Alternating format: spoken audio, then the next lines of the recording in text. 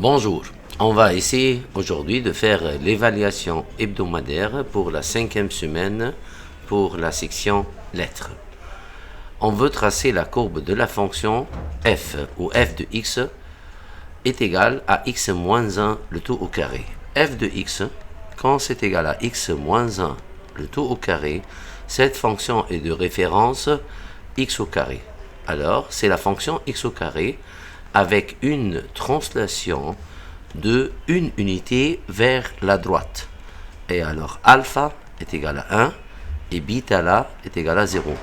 Le nouveau sommet, c'est 1 et 0. Et alors, on place le point 1 et 0 sur notre repère cartésien et comme ça, on peut tracer notre parabole de cette manière-là. Alors, c'est une parabole dans l'ouverture vers le haut. Et alors, d'après le graphique, on peut déduire plusieurs choses. Premièrement, l'ensemble image. L'ensemble image, c'est à partir de beta, qui est égal à 0, jusqu'à plus l'infini de cette fonction. On peut déterminer encore, si vous voulez, le sens de variation. Le sens de variation ici, ça c'est en plus, c'est de moins l'infini jusqu'à le 1. Notre fonction, elle est décroissante. Et de 1 jusqu'à plus l'infini, notre fonction, elle est croissante. Prenons maintenant la question numéro 2. On veut tracer la courbe de la fonction f de x est égal à x au cube plus 2. F de x est égal à x au cube plus 2 est une fonction de référence x au cube avec beta est égal à 2. Beta est égal à 2, ça veut dire ajouter deux unités dans la direction positive de l'axe des y. Alors, pour la translation de cette fonction dans la direction horizontale, alpha est égal à 0, beta est égal à 2. Premièrement, on va placer le point 0,2, c'est le nouveau origine. On va s'imaginer ensemble que notre courbe a un nouveau axe des abscisses. On va le considérer. Ça, c'est le nouveau axe des abscisses et un nouveau axe désordonné.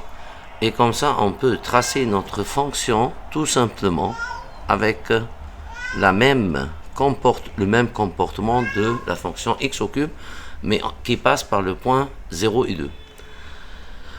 Et alors, à partir de graphique, on peut dire que notre fonction, elle est sur R, elle est toujours croissante. Ce qui n'est pas très juste, parce qu'on sait au point, dans le x est égal à 0, il y a un point critique, mais selon le programme de deuxième secondaire, on va le noter sur R, elle est croissante. Pour l'exercice numéro 3, on veut écrire la règle de la fonction représentée graphiquement par le graphique suivant. Normalement, c'est une fonction valeur absolue sous la forme d'une lettre V, mais avec un changement. Au lieu de sommer au point 0, 0, alors c'est au point moins 3 et 0. Et alors, le alpha est égal à moins 3 et le beta est égal à 0. Alors, la nouvelle fonction à la forme de fonction, ça sera la valeur absolue de x plus 3. Valeur absolue de x plus 3. Et ça, c'est la nouvelle forme pour la représentation de cette fonction. Question numéro 4. On te demande de chercher la limite de cette fonction quand x tend vers 1. En remplaçant le x par 1, on obtient une forme indéterminée 0 sur 0. Et alors, c'est la limite quand x tend vers 1 de x plus 1 facteur de x moins 1 sur x moins 1. Et par simplification, et on remplace maintenant le x par 1, on obtient que la solution est égale à 2. L'exercice numéro 5, c'est un exercice application sur la trigonométrie. Essayons de le voir ensemble. Et alors, on a dans la figure, on a deux phares A et B, distants de 20 km, et sur une même ligne nord-sud, ok, un navire est en position C, c'est cette position-là, en sachant que la mesure de l'angle ACB est égale à 33 degrés et la mesure de l'angle ABC est égale à 52 degrés. Et alors dans le triangle, en ces deux angles, on peut obtenir la troisième mesure de l'angle A en faisant 180 moins 85, ce qui fait 95 degrés. Et après, on veut trouver la distance entre le navire et le phare A. Et alors la distance inconnue, c'est la distance AC. On peut l'appliquer facilement avec la loi de sinus.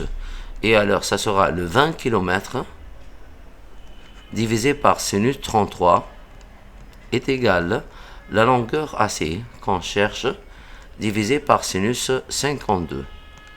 Ce qui résulte que AC est égal à 20 fois sinus 52 divisé par sinus 33. Utilisons maintenant la calculatrice pour tout simplement calculer ça. Et alors 20 fois sinus de 52, le tout divisé par sinus de 33, ce qui donne 28,936, 28,936, ce qui est égal à peu près, à 1 km près, 29 km près. Pour les autres exercices des autres évaluations ou des autres formes, ils sont à peu près pareils. On va essayer de faire seulement les différentes idées. Pour l'exemplaire numéro 2, on a notre fonction f de x est égale à x plus 3, le tout au carré. Et alors, notre alpha, c'est égal à moins 3. Moins 3 veut dire reculer dans la direction horizontale de l'axe d'abscisse, moins 3 unités, et bêta est égal à 0. Alors, on va tracer notre plan XY, le repère cartésien. On va placer le point moins 3 et 0, moins 1, moins 2, moins 3, et on va tracer notre courbe qui passe par le point moins 3 et 0. Et alors après ça, il te dit, d'après le graphique, déduire l'ensemble image. L'ensemble image, c'est toujours à partir de bêta, ce qui est égal à 0 jusqu'à plus infini. La question suivante, il te demande de tracer la courbe représentative de la fonction f de x est égal à x au cube moins 1. On remarque, c'est une fonction de référence x au cube, mais avec moins 1 comme valeur de bêta, ça veut dire bêta est égal à moins 1, ça veut dire descendre dans la direction négative de l'axe y une unité vers le bas. Et alors, le point alpha et bêta, ou le vecteur de translation, c'est 0 et moins 1. On va tracer le plan XY de cette manière. On va placer le point 0 et moins 1. Voilà, le point 0 et moins 1. On va tracer après ça notre repère. On remarque que on peut dire que ça c'est le nouveau repère. L'axe des abscisses va descendre une unité vers le bas et l'axe des Y, il ne change pas de place. Et alors, maintenant, je peux tracer la courbe. La courbe sera sous la forme de la courbe x au cube, mais qui passe par le point 0 et moins 1. Et alors, il sera de cette manière-là. Et on peut étudier maintenant la monotonie, c'est le sens de variation, en disant que sur toutes les valeurs réelles, notre valeur de y, elle est toujours croissante. Maintenant, pour l'exercice numéro 3, alors, on a un exercice de référence y égale 1 sur x, c'est l'hyperbole. Mais le point d'origine est échangé au point 3 et 2. Ça veut dire le alpha est égal à 3 et le bêta est égal à 2. Et alors, la nouvelle forme, disons, c'est f, non pas g, ok, f de x est égal, k, on ne le connaît pas, alors on peut le mettre 1 sur x moins 3 plus 2. Et celle-là, ça sera la nouvelle forme de notre fonction. Question numéro 4, c'est une question de limite sur la factorisation. En remplaçant par x est égal à 5, on obtient la solution sous la forme indéterminée 0 sur 0. Après ça, on va commencer à mettre le facteur nul en haut et en bas. Le facteur nul, c'est x moins 5. Et alors l'autre facteur, c'est x plus 5. On simplifie, on remplace par 5, on obtient que la réponse, c'est égal à 10.